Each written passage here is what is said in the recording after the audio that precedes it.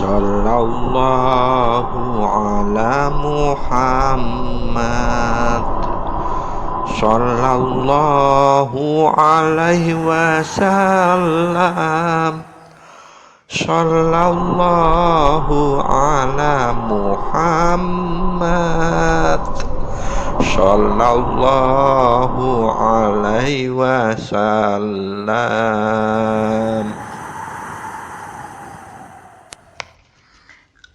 Assalamualaikum warahmatullahi wabarakatuh.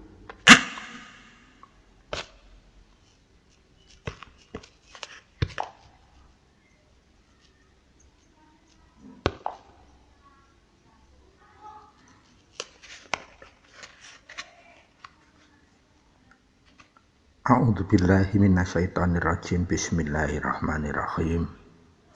Allahumma sholli ala sayyidina Muhammad wa ala ali sayyidina Muhammad.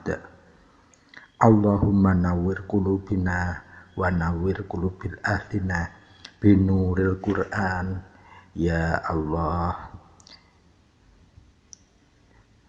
Allahumma nawwir qulubana wa nawwir qulubil ahlina binuril iman ya Allah.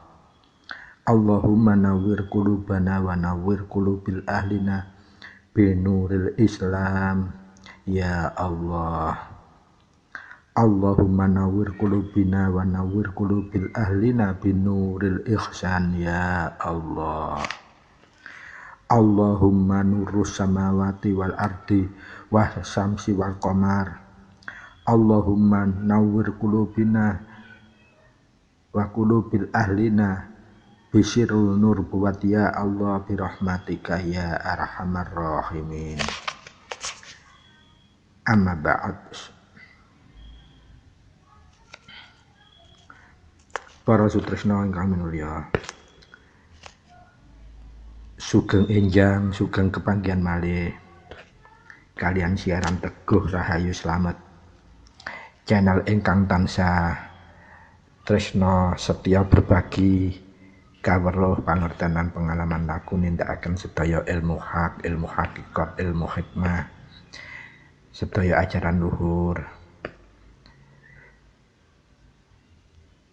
lan tansah berbagi kaweruh pangertenan pengalaman laku nindakaken laku kasampurnan urip, laku kumpul nunggal suci, laku kunci, lan paling khusus inggih menika berbagi kaweruh pangertenan pengalaman laku nindakake panca laku kunci ngawurip ihsan, wabil khusus lan langkung utama inggih menika berbagi kaweruh pangertenan pengalaman laku nindakaken laku panca laku kunci ngawurip mubarak.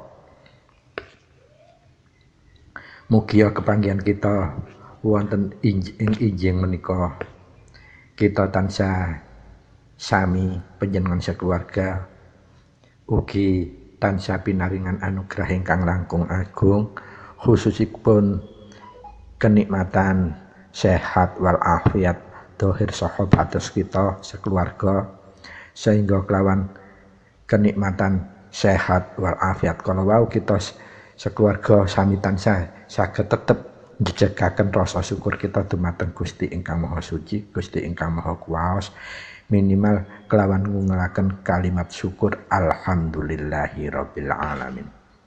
Para sutresna ingkang minulya, wonten ing injil menika kula badhe ngaturaken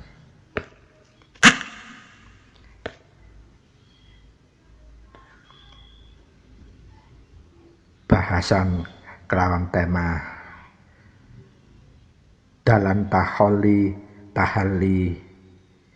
inggih menika sejatinipun rute ingkang paling parek pinuju tajalinipun dumateng Allah, inggih menika ngrengkuh hidayatul hidayah saking Allah Subhanahu wa taala. Mugi bahasan kita wonten ing enjang menika tasih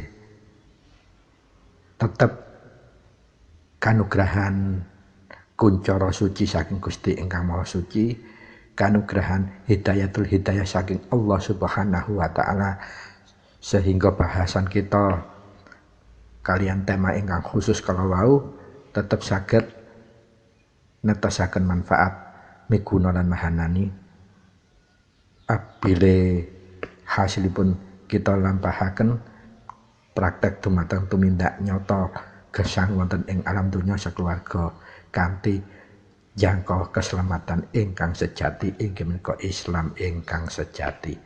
Para sutresna ingkang minulya,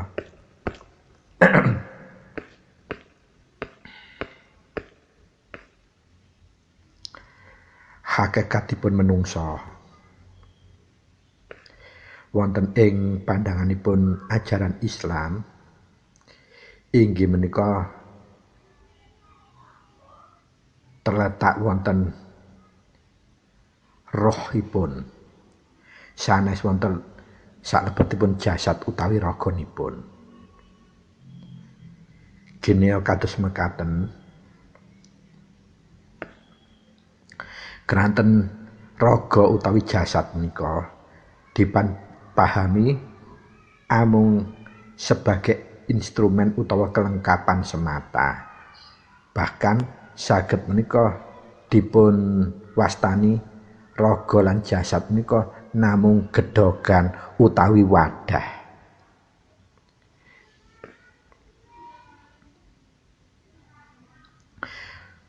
Bahwa bile sedaya perilaku manungsa ingkang berasal saking jiwa menika menawi kuku sampun beberapa kali ambali nalika roh sampun dipun pasang dening raganipun manungsa, roh menika kala wau sampun sinebut jiwa. Lajeng menawi jiwa kala wau sampun Allah ciptakaken dilengkapi kelawan akhlak utawi akal lan nafsu, pramila jiwa-jiwa kala wau dipun paringi delegasi sesuai fungsi. Lah menika ingkang sinebut sukma. Dados kita kedah tetep saged paham elemen utawi partikel utawi instrumenipun manungsa ingkang saged nata rohani kita inggih menika saking roh lajeng jiwa lajeng sukma. Lah pemahaman roh jiwa sukma menika dedekipun wonten ing bahasan ngaji hakikatul hakikah. Pramila monggo kita wigatonsi lan kita wasesoni supados kita saged secara refleksionis menawi badhe anggayu ketentreman menika dos pundi cundhukipun. Para sutresna ingkang minulya, estu hakikatipun menawi kita sampun memahami eksistensi roh, jiwa lan sukma kala wau. Pramila kita ugi saged masesoni kesejatian hakikatipun peran fungsinipun.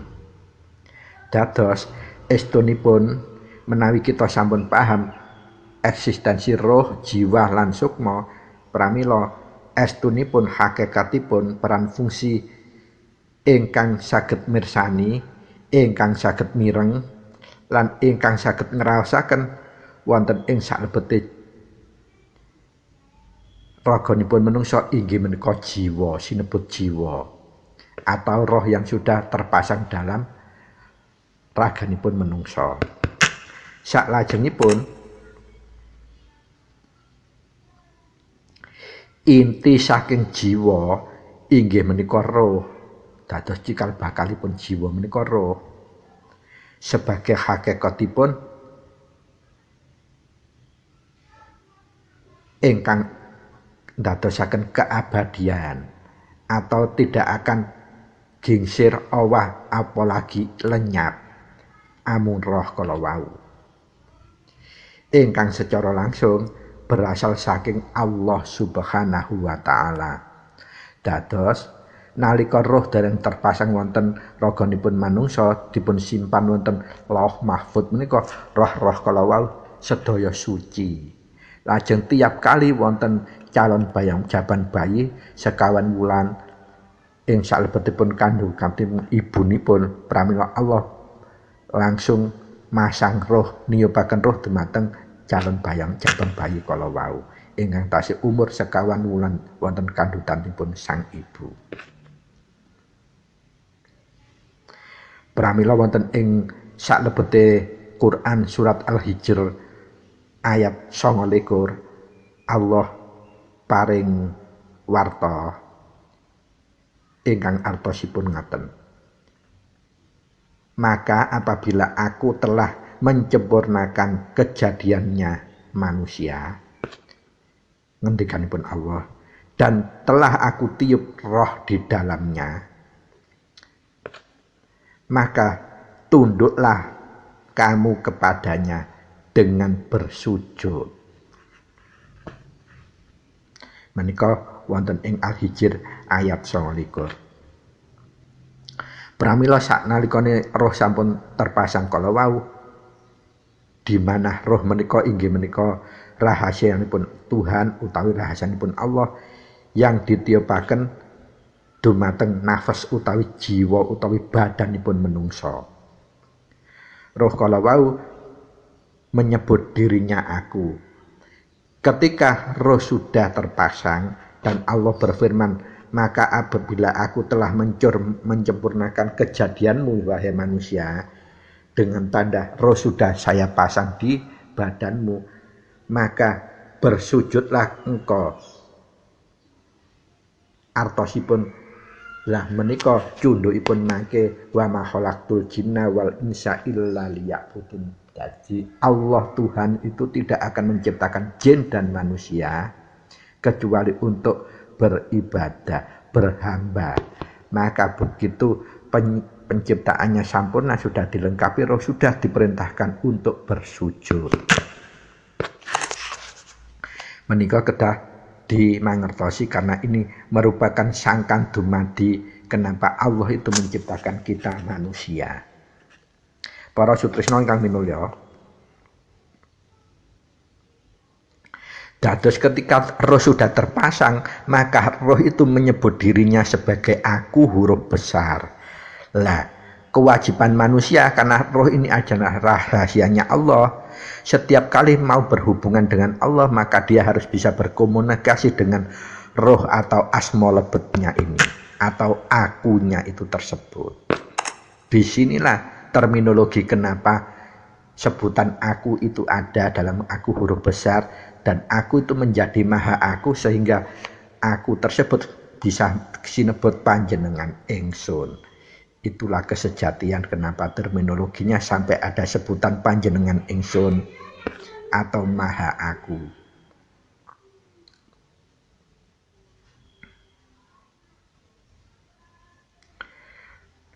Dan roh tersebut adalah simbol nilai-nilai ketuhanan atau nilai-nilai ilahiyah. Jadi dalam roh tersebut itu ada sir yang sudah komplit, sampurnan, kasampurnan. Nah, pertanyaannya, manusia itu apa sudah bisa mengenal rohnya sendiri atau tidak?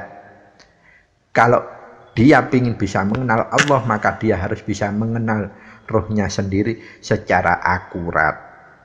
Bahan-bahan untuk mengenal roh secara akurat ini tidak lain adalah ngaji jeroan, utawi ngaji rasa, utawi ngaji hakikat.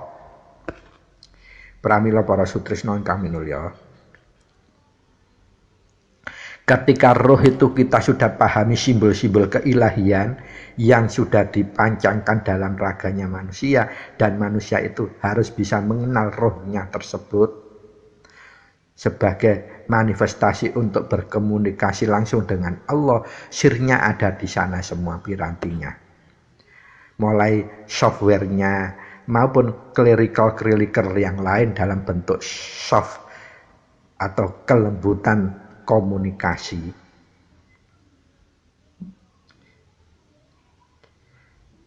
Apabila sudah terkoneksi, maka ibarat aliran listrik, tetapi kilatannya adalah berupa cahaya-cahaya yang indah dan yang bernuansa suci atau kilatan cahaya-cahaya kesucian. Semua terpancar berawal dari roh itu.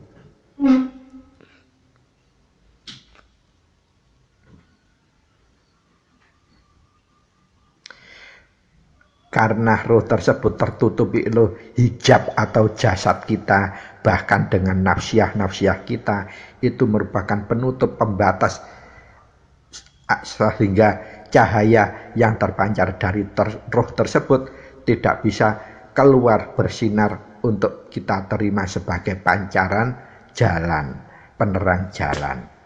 Nah, kewajiban manusia adalah membersihkan pancaran nur yang keluar dari roh tersebut sehingga supaya bisa menerangi jalan kehidupan manusia. Dan salah satu hijab atau pembatas atau yang mengotori pancaran cahaya tidak bisa mencorong keluar adalah nafsiyah manusia yang berasal, kalau dalam bahasa kasampunan urip, berasal dari ratu tetelu. Kalau dalam kasampunan urip istilah Islam, akal dan nafsu itu berbedanya 3 kali lipat dari terminologi penciptaan. Dan itu tugasnya manusia, supaya bisa menaklukkan nafsu, yaitu dengan cara berupaya 3 kali lebih keras daripada kalau kita menggunakan nalar akal atau akhlak.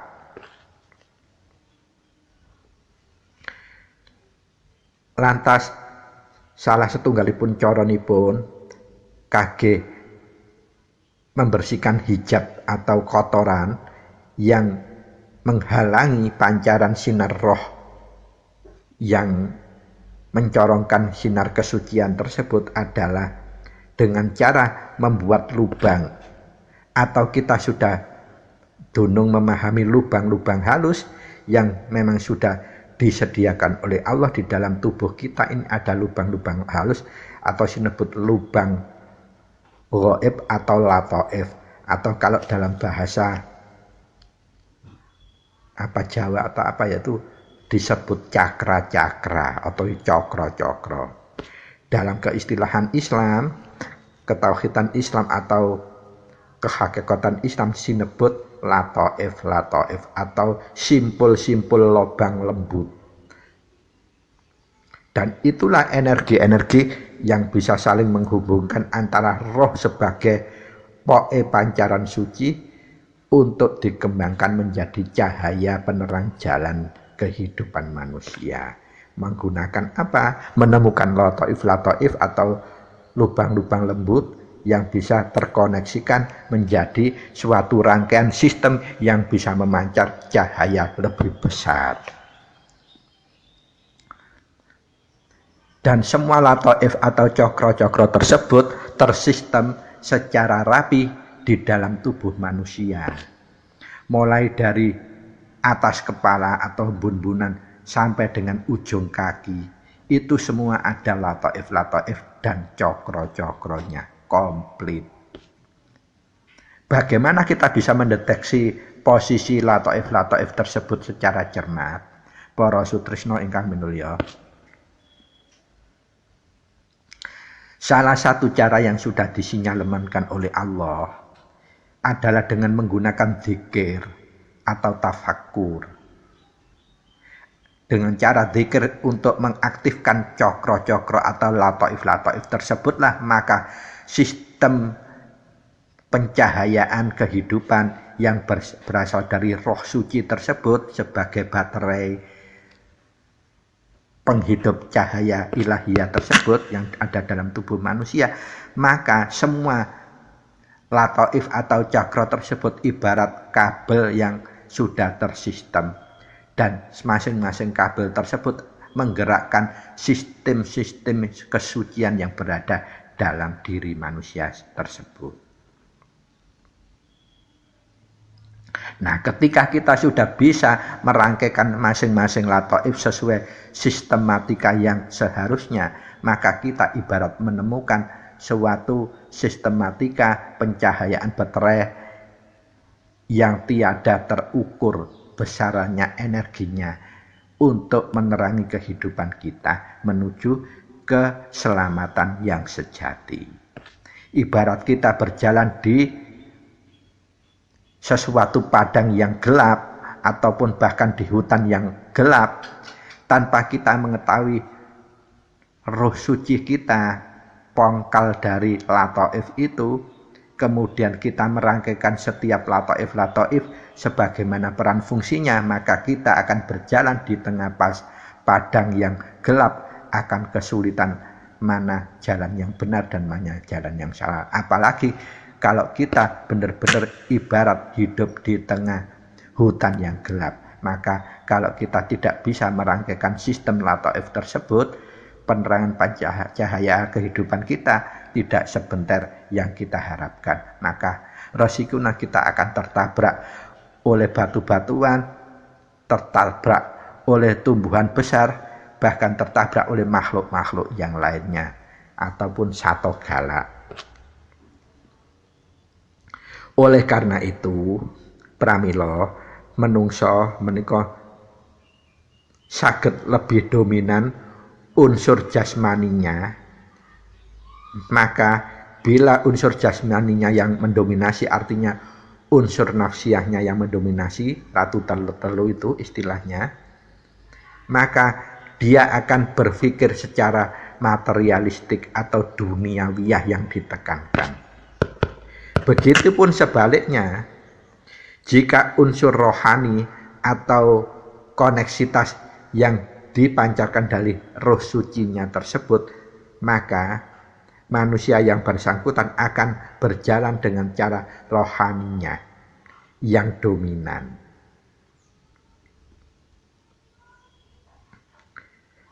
Oleh karena itu, lataif atau cakra tersebut termasuk bagian ilmu nafas atau ilmu jiwa.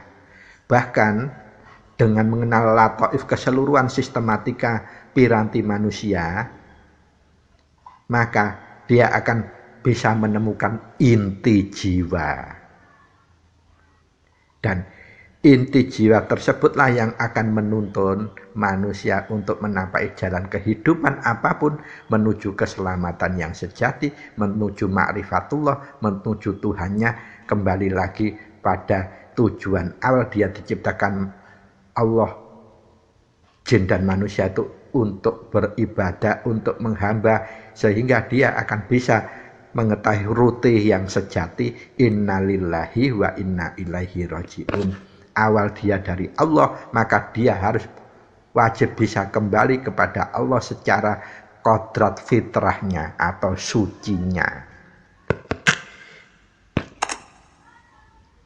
Itulah sebetulnya para sutersnya simple script kehidupan manusia secara global atau kerangka besarnya yang harus ditapak tilas oleh manusia dengan cara dia berperankan dalam sandiwara kehidupan di atas dunia ini.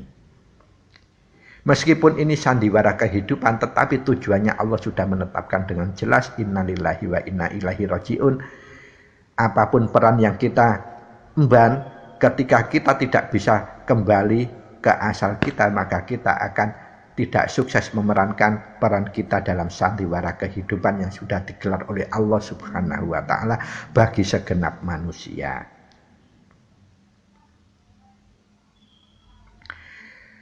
Dalam sanepan peribahasa yang sudah dikenal oleh kaum sufi atau kaum hakikat, maka kita tidak asing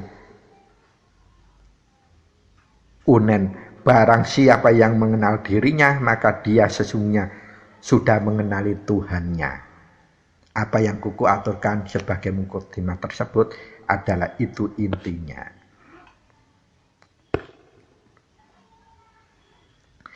Apabila kita sudah menemukan barang siapa yang sudah mengenal dirinya, maka dia akan sangat mengenal Tuhannya.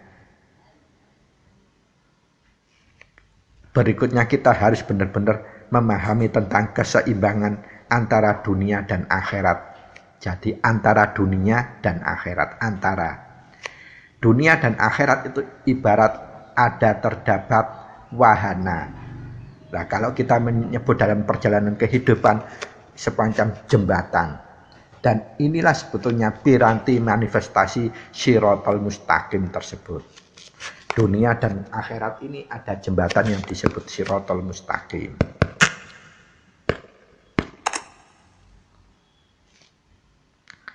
Dan keseimbangan atau dalam ilmu hakikat dikenal dengan at-tawazun atau at-tawazun tersebut adalah keseimbangan yang harus kita pelihara dalam diri, merupakan salah satu prinsip ajaran Islam. Jadi Islam selalu mengutamakan keseimbangan untuk semua aspek kehidupan.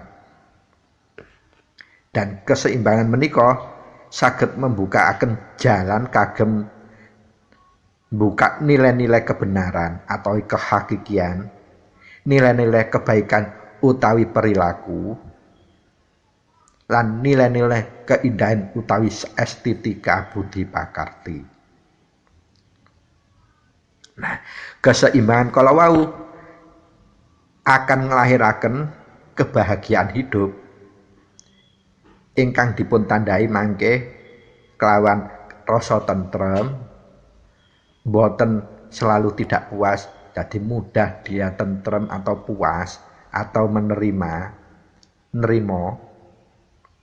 Lajeng karena dia nerimo, maka kesejahteraan akan bisa digayuh dirasakan tanpa susah payah.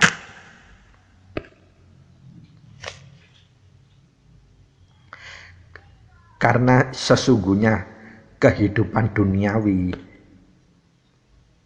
dan ukhrawi menika merupakan fitrah menungso yang harus dijalani, ditapai, dilakoni oleh semua manusia tanpa kecuali, baik dia dengan napak tilas jalan yang sudah diajarkan oleh para nabi dan rasul, ditambah lagi jalan utawi metode yang diajarkan oleh Siddiq Waskita yang berupa ajaran luhur.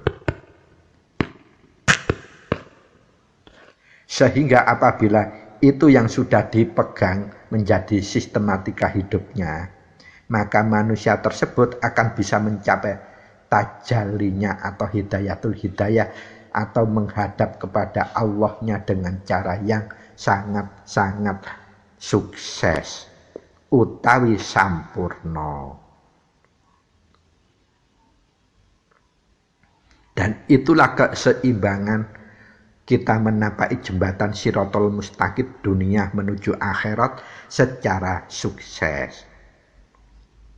Dalam Al-Qasas, Allah memanifestasikan kesuksesan tersebut untuk umat ingkang artosipun ngaten. Dan carilah pada apa yang telah dianugerahkan Allah kepadamu, utawi kebahagiaan, negeri akhirat atau hari akhir.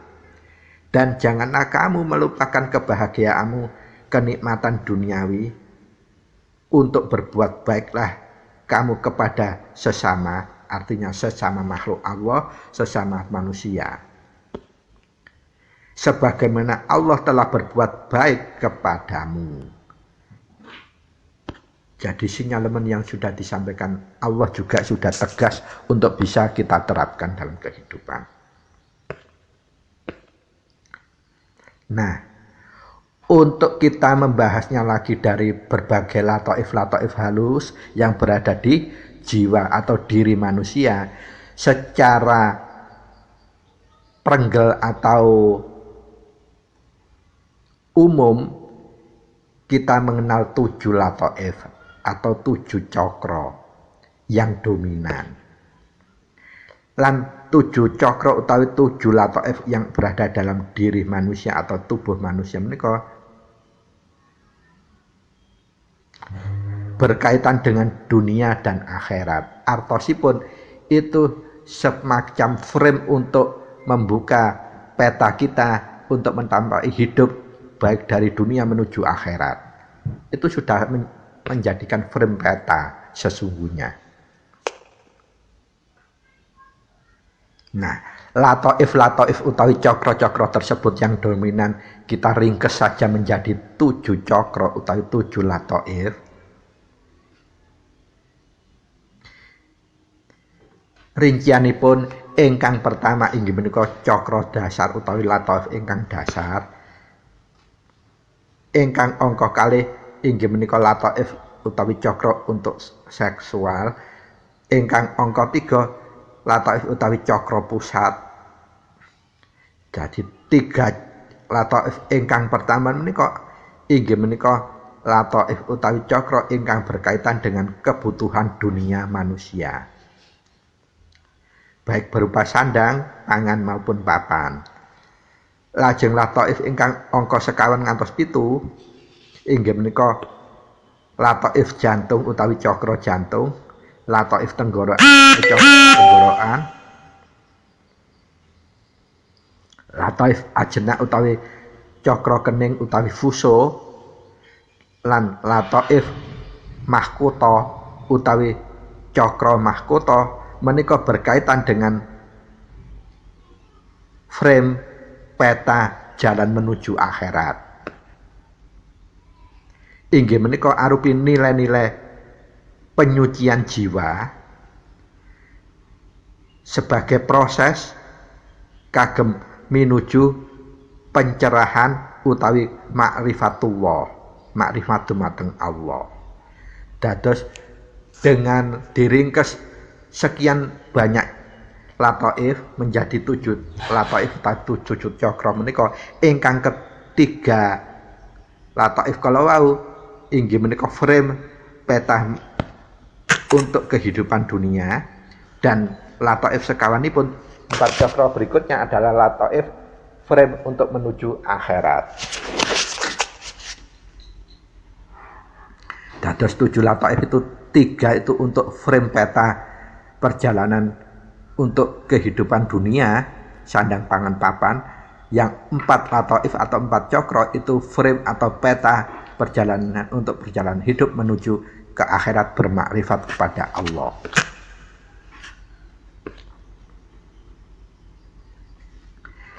Lalu pertanyaannya sekarang, bagaimana kita sebagai manusia atau orang-orang yang umum untuk memahami keberadaan lataif dan cakra-cakra tersebut?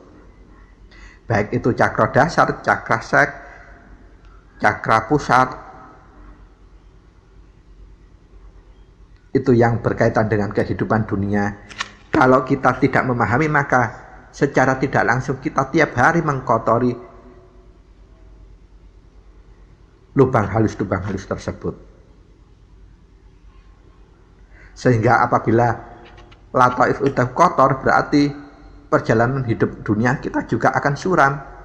Apalagi kalau 4 lataif yang menuju akhirat kita kotori, berarti perjalanan akhirat kita juga akan terkotori, suram juga. Oleh karenanya,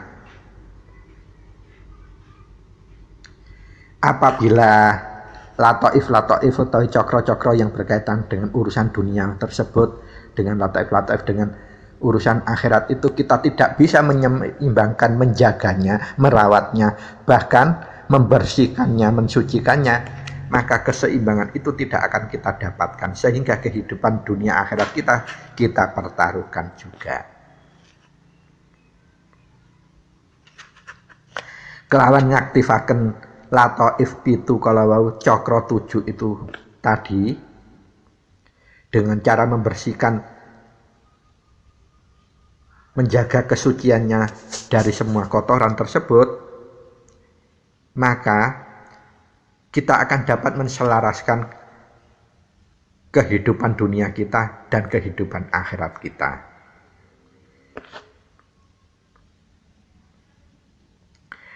Ing salebete Quran surat Al-Baqarah ayat 201 Allah negasaken,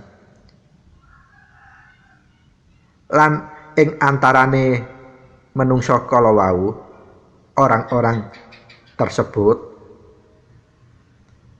mereka akan berdoa, dedonga, ya Tuhan kami, berilah kami kebaikan di dunia dan kebaikan di akhirat, dan peliharalah kami dari siksa api neraka.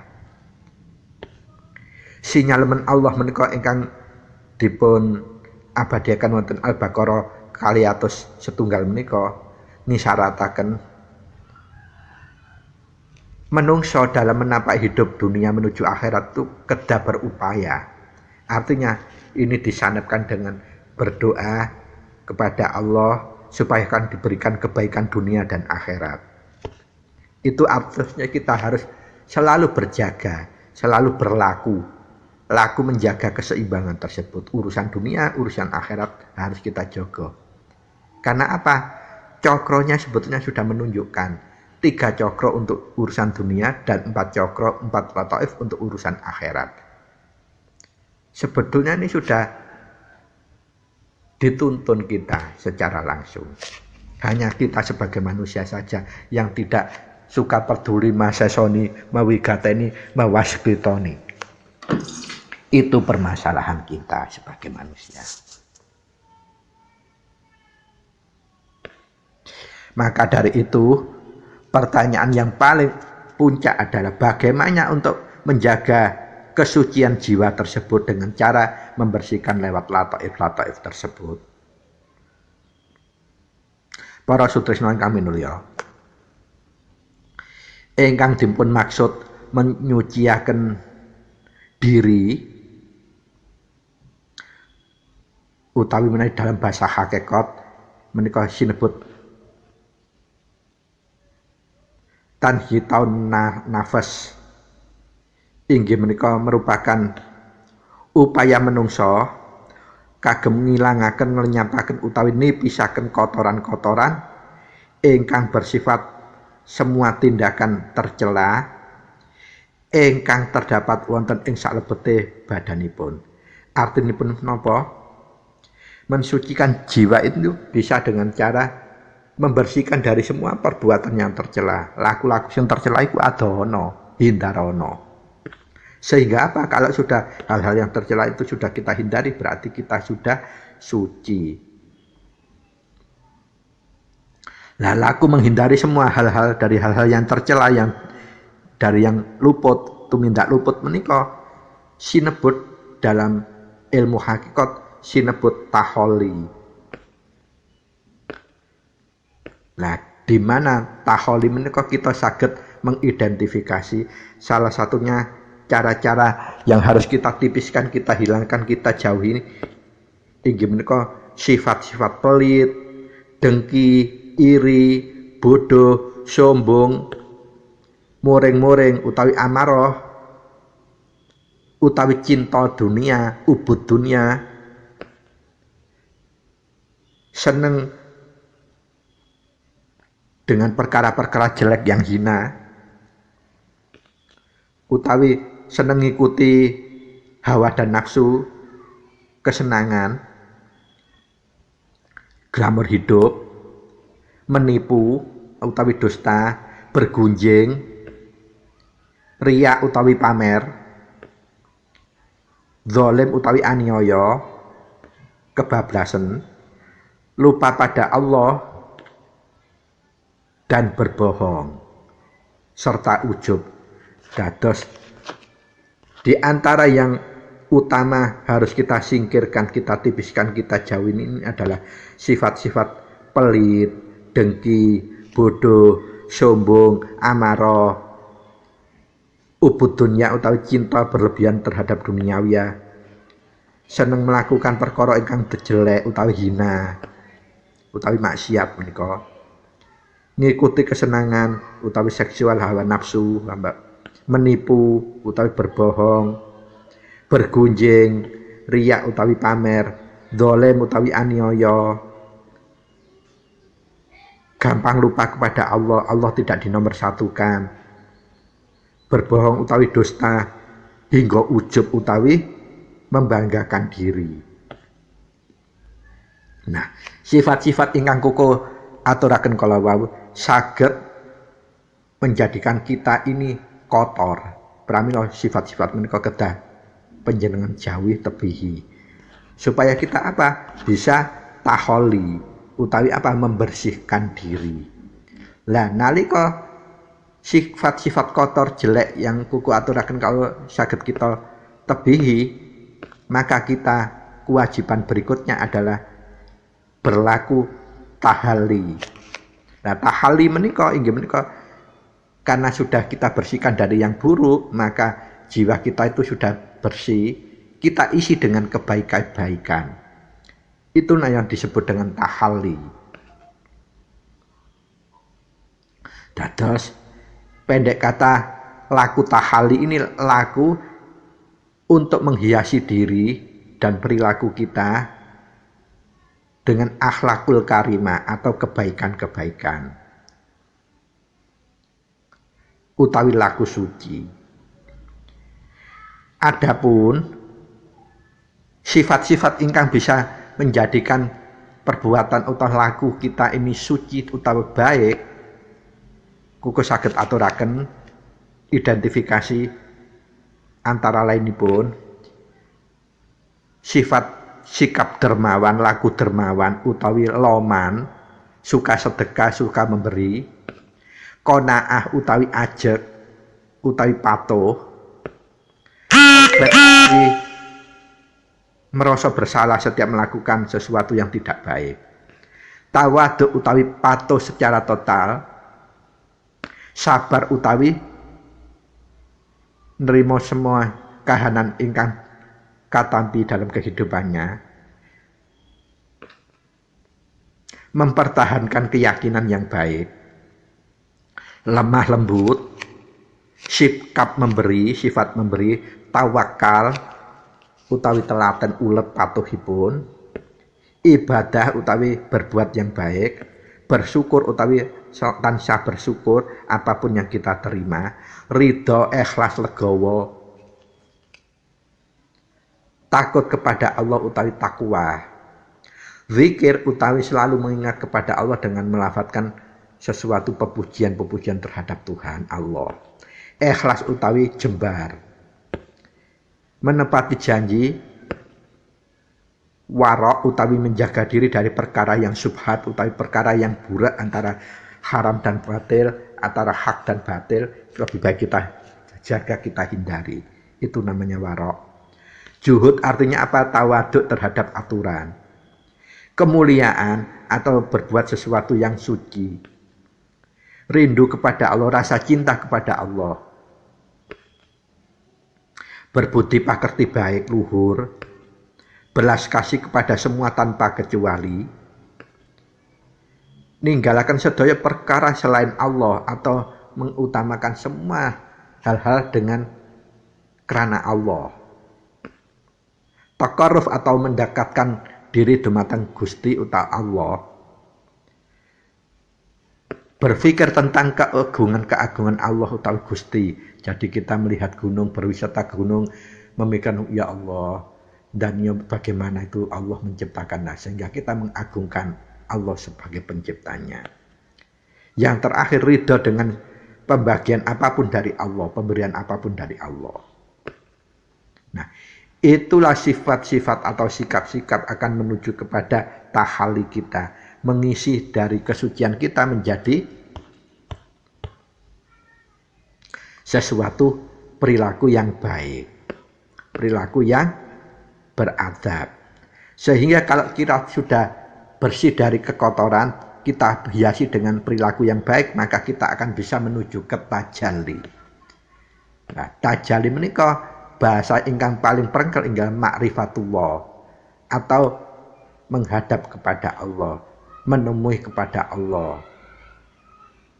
nyampe tekan kepada Allah. Artinya apa? Semua yang diperintahkan Allah dan semua yang dilarang Allah kita tunaikan, maka kita sudah lulus untuk menghadap kepada Allah. Artinya kita sudah suci secara sampurno. Dan kalau kita sudah bisa melakukan hal-hal yang berkriteria tajalli inilah, maka wilayah Allahu Jalaluhu kita sudah bisa tapai dengan sukses. Kita bisa pinuju Allah Subhanahu wa Ta'ala dengan sukses tanpa ada hijab.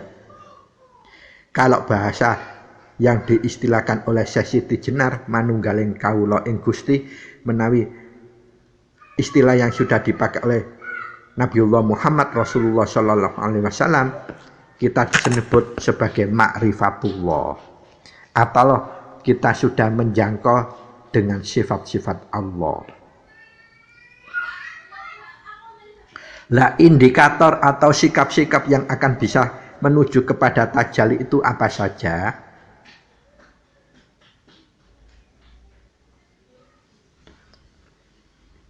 Yaitu indikator yang harus kita jauhi atau sifat tahalli tadi, dan yang harus kita isi atau sifat tahalli tadi. Tajalli kita hindari, tahalli kita isi, maka kita ketemu tajalli atau bermakrifat kepada Allah.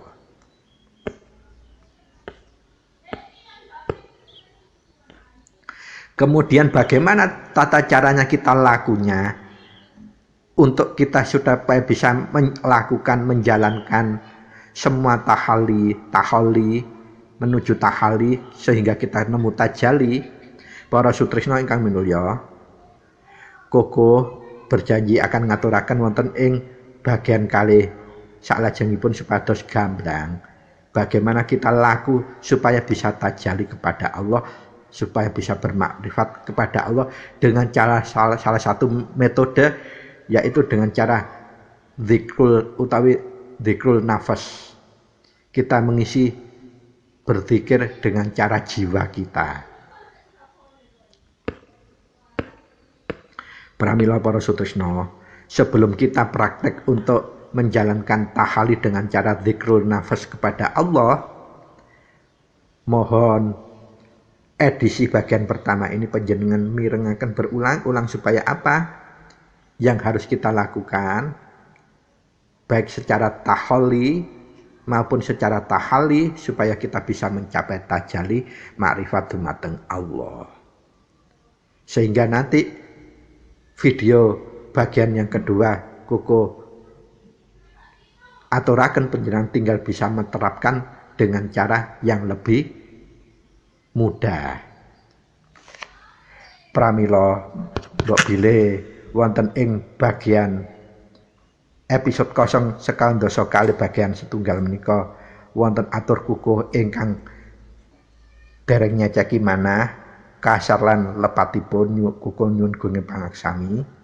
Keranten kukuh menika menungso ingkang klebu kathah luput lan salahipun bahkan hina.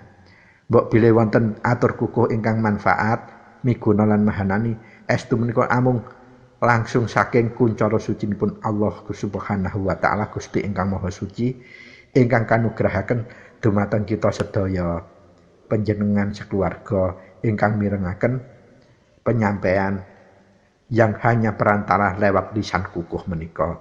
Mugia sedaya saged ndadosaken amalan ingkang manfaat, mahfulah, dan bisa menggenapi kehidupan kita meningkat menjadi kualitas yang lebih wicaksana, panguwasa, sehingga kita saged menuju perilaku yang menebihi tumindak ingkang luput. Pramila kirang langkung nyuwun gunung pangaksami, matur nuwun sanget wigatosipun. Billahi taufik wal hidayah wabiridha wal inayah. Wassalamualaikum warahmatullahi wabarakatuh. Sugeng kepanggihan wonten edisi sambunganipun praktek cara dzikir nafas untuk menuju tajalli dumateng Allah edisi kedua salajengipun. Matur nuwun.